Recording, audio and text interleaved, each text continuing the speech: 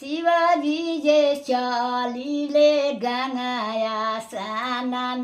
करे सँगही गौरा लागि जास सँगही गौरा लागि जास एक कोसे गइले शिवजी दुई कोसे गइले परे लगले बरे बरे बुन परे लगले बरे बरे बुन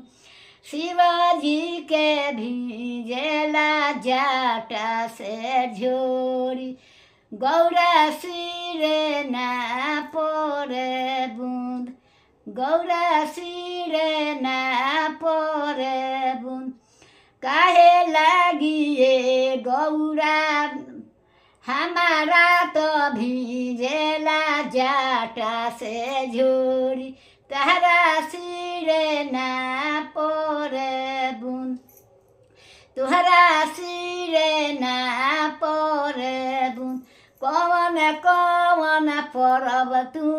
कइलू ए गौरा तुहरा सिरे ना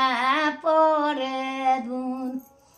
कार्तिक मासे कतिक छठ कैनी अगहन कैनी एतावार सावा सेर सोनामा भगिन दान कैनी ओही से ना परे बुन ओही सिरे ना